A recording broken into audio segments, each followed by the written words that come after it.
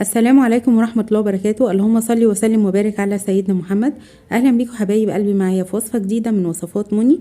النهاردة هنعمل تورتة العيد ميلاد. انا كنت عاملاها لبنتي الصغيرة، عملتها بالشكل البسيط ده بمكونات من البيت، سهلة وبسيطة، وبجد طلعت معايا 3 طبقات وتحفة حقيقي. كان طعمها حلو جدا، وما اشتريتش دي اسبونج جاهز ولا حاجة، لا انا هقولكم على كل المكونات. تعالوا معايا نشوفها ايه هي.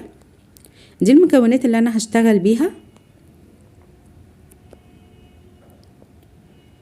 معايا نص كوباية سكر عادي، ومعايا كوباية دقيق الا معلقتين كبار، والمعلقتين الكبار اخدتهم كاكاو اسباني، ودي معلقة كبيرة ممسوحة بيكنج باودر، وتلت كوباية نشا، وكمان تلت كوباية مية عليها معلقة صغيرة خل، واربع بيضات عليهم معلقة صغيرة فانيليا، ومعلقة كبيرة محسن جل او نص الكيس. بس كده دي المكونات ورشة ملح. هضرب كل ده مع بعض، هضربهم كويس جدا واستمر في الضرب يعني لمدة 10 دقايق لحد ما احس ان الخليط لونه فتح معايا اهو، لونه بيبدأ يفتح بقى لونه كده. طبعا لسه، فانا هضرب فيه كويس جدا لحد ما العلامات اللي فوق دي تبقى بارزة شوية ويبدأ يتضاعف حجمه بالشكل ده. كده الخليط جاهز معايا.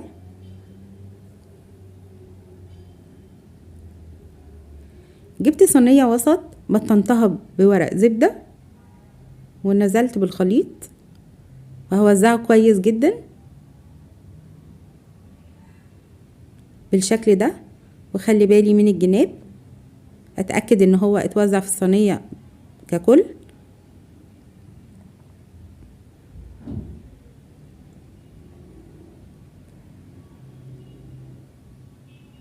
بالشكل ده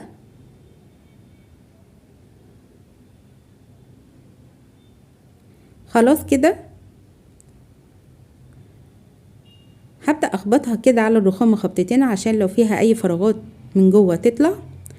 هدخلها، هسخن الاول الفرن على درجة حرارة 180. هدخلها على الرف الوسطاني، هتقعد معايا 10 دقايق. هطفي عليها الفرن، مش هولع الشواية ولا حاجة، وهسيبها يعني دقيقتين في الفرن يهدى عليها شوية وبعدين اطلعها. اهي استوت معايا بالشكل ده، ومن الجناب طرية جدا وهشة وكلها واخدة مستوى واحد. هغطيها بباقي ورق الزبدة اللي معايا، وكده هي جاهزة معايا. انا مش هبيتها ولا حاجة، لا انا هشتغل فيها على طول. المقادير دي حلوة جدا.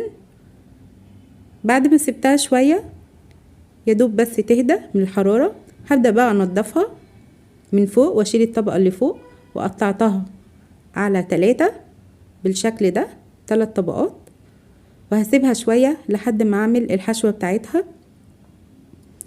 هنا بقى هقولكوا على حشوة اقتصادية جدا. انا جبت موس شوكولاتة، طبعا التورته عشان انا هلفها من فوق ومن بره ومن تحت والثلاث طبقات فهتاخد معايا موس شوكولاتة كتير، فانا استخدمت ربع موس شوكولاتة بس. طبعا ده مش هيكفي. هضربه الاول واشوف الكمية قد ايه. انا ضربته بنص كوباية مية ساقعة، ما حطيتش عليه حاجة، هو عليه السكر وعليه كل حاجة. لو عايزة تزودي شوية سكر زودي، بس كده اتضرب كويس. هضيف عليه بقى 3 معالق كبار كريم جانتيه، ومش هيبان خالص، هيبان برضو اكنه موس شوكولاتة، بس احنا ضعفنا الكمية وخليناها اقتصادية جدا عشان تكفي معانا الحشوة كلها، وعشان نعمل منها روزتات كمان ونحشي من بره ومن جوه ومن كل حتة. هفضل اضرب فيهم لحد ما حجمها يتضاعف، وحطيت نص كوباية مية كمان. الكمية كده اتضاعفت معايا وبدأت تدي علامات كده. كده الحشوة بتاعتي معايا جاهزة. هحطها في التلاجة شوية. انا بصراحة محطتهاش، برضو اشتغلت فيها على طول، كانت معايا بالشكل ده. هبدأ اجيب بقى كيس تلاجة او اي كيس عندك، هفتحه فتحة من تحت وهبدأ اوزع فيه موس الشوكولاتة بتاعي بالشكل ده على اول طبقة. هنزل بالجناش. الجناش انا عملته ازاي؟ جبت ربع كريمة فريش من عند اللبان، كريمة لباني، وعليها 350 جرام شوكولاتة. قطعت الشوكولاتة الاول وسبتها على جنب، وسخنت الكريمة يا دوب سخنتها مش خليتها تغلي، وبعد كده هنزل عليها بالشوكولاتة وافضل اقلب، هتدوب كلها مع بعض. مش هحط زبدة ولا اي حاجة، وهقولك ليه. سبتها شوية، لو حسيتي ان هي تقيلة معاكي زودي معلقتين لبن، هتخف معاكي وهتبقى حلوة جدا، وهيطلع شكلها زي ما شفتيه في اول الفيديو. خلصت كده التورته وجلستها على قد ما اقدر، وجبت قطعه شوكولاته وبشرتها كده بالمبشره. مش لازم الشكل يبقى مظبوط قوي من الجناب، عشان انا هحط عليها شوكولاته كده فهتداري كل ده.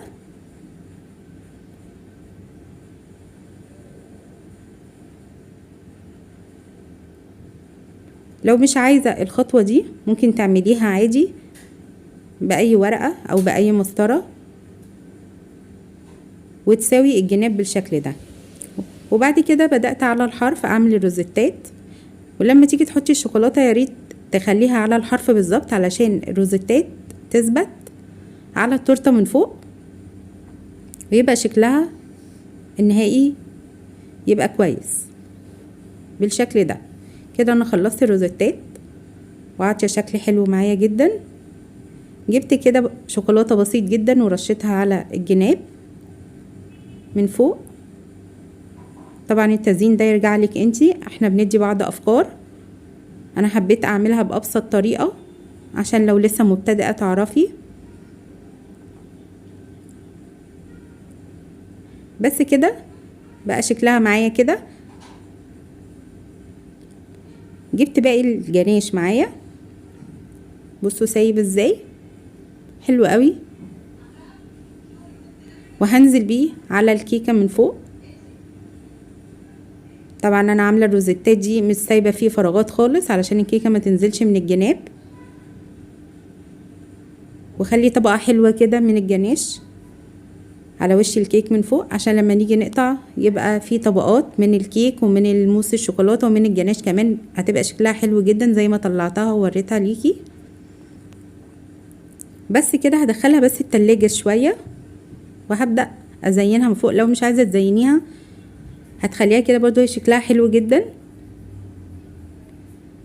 جبت عصيان مصاصه وجبت بسكوت من المدور دوت ودخلت فيه العصيان لحد ما مسك مع بعض بنقطة شوكولاتة من جوه، وبدأت اكتب كده الحروف اللي بنتي عايزاها، وهبدأ اوقف بقى البسكوت بالشكل ده من الجنب.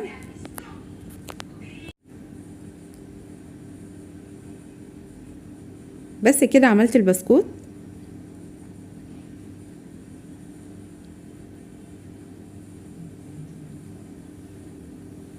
على قد ما اقدر انا عملتها بشكل بسيط جدا. لو عندك افكار تانية ممكن تحطيها. ودي شوكولاتة كده اشكال انا حطيتها،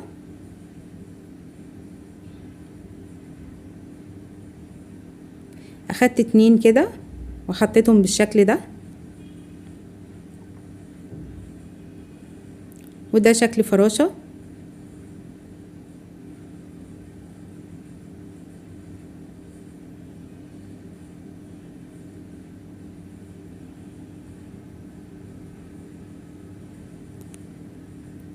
جبت شوكولاتة كده بشكل عشوائي، فردتها على كيس تلاجة وكسرتها وطلعت معايا بالشكل ده. حطيتها ورا الاسم علشان ما يبقاش فاضي. كان شكلها حلو قوي. ودي شوكولاتة قوالب برضو عملتها على شكل قلوب، سهلة جدا. احنا بنسيح الشوكولاتة على حمام مية، وبعدين بنديها بس معلقة زيت بتسيح معانا على نار هادية، وبعدين بنصبها في القوالب ونسيبها شوية في التلاجة بتطلع بالشكل ده. بس هنا حبيت اكسر اللون شوية، حطيت الكريسبي دوت لونه ابيض شوكولاتة بيضة، وحطيت اللي ورا دي صوابع الويفر حلوة جدا. انا ما كنتش عايزة احط الحتة دي، بس هي بنتي بقى طلبت مني احطها كده، بس في الاخر برضو طلع شكلها حلو. والتزيين ده يرجع لكم انتوا، كل حد وذوقه. هعملها بالشكل ده.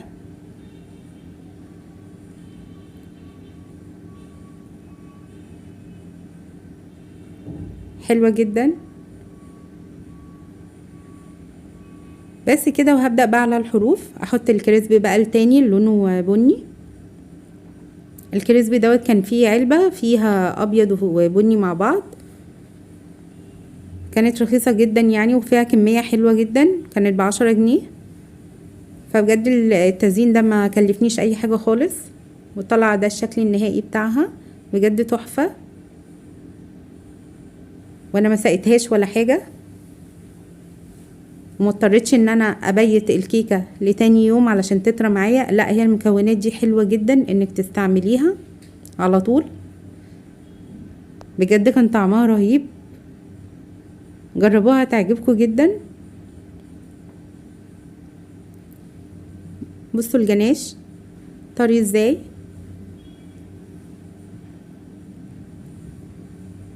بصوا الطبقات طالعه مظبوطه ازاي، والكيكه طريه مش ناشفه مع اني ما زقتهاش. بجد حلوه جدا، جربوها هتعجبكم. بصوا الجناش كمان طري ازاي، مش بيقطم معانا. المقادير الجناش دي حلوه جدا، وده الشكل النهائي بتاعها. بس كده حبايب قلبي، دي كانت وصفتي النهارده، والسلام عليكم ورحمه الله وبركاته. اتمنى ان هي تعجبكم.